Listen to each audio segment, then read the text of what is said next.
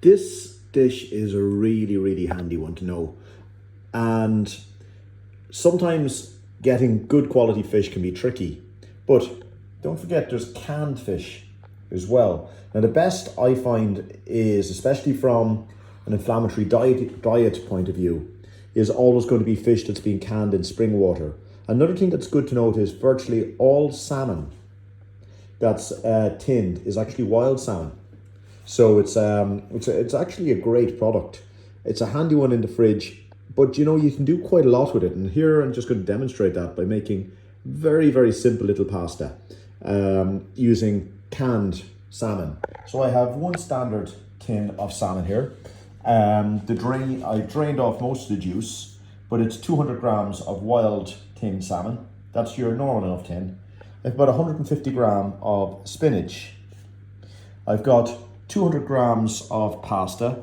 Now I've used a kind of a fusilli pasta here, but it doesn't matter, shells, spaghetti, it really doesn't matter with this dish.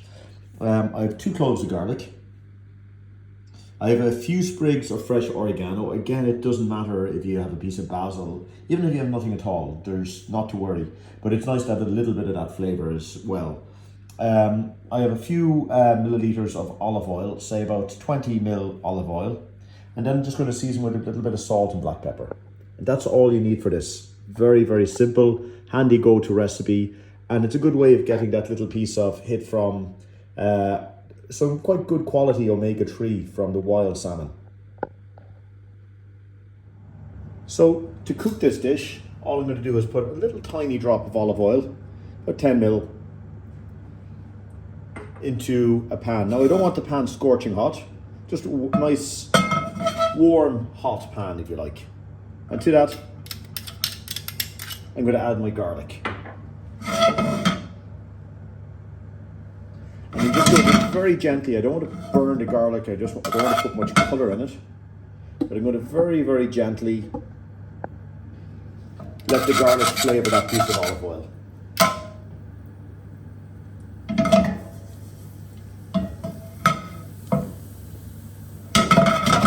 And just for a few seconds, no colour in the garlic at all.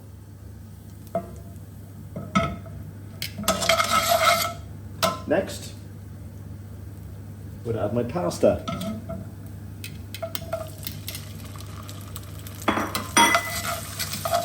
And I'm just going to let that warm up gently in among the garlic and a little piece of olive oil. Then put a pinch of salt in there, a little bit of black pepper.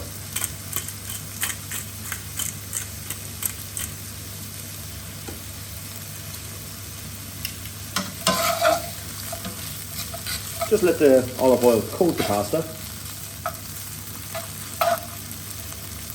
And after that, I'm going to put my spinach in. I'm just going to let that wilt down for just a couple of seconds inside the pan.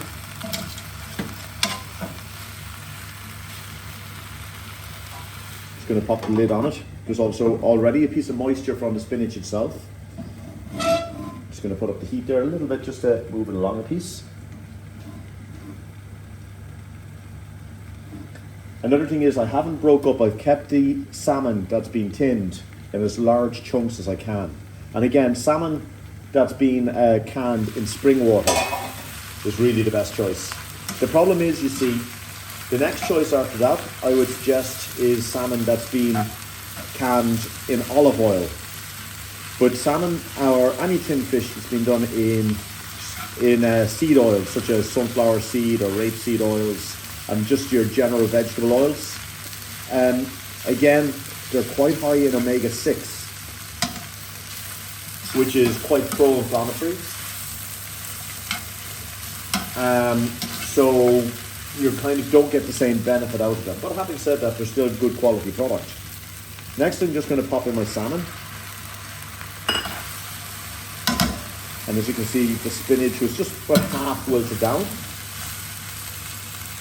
And at the same time, I'm going to put the juice of half a lemon. I'm also going to add my herbs and my scallions or spring onions.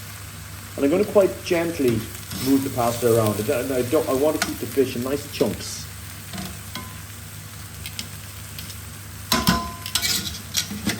A piece of spinach got away from me.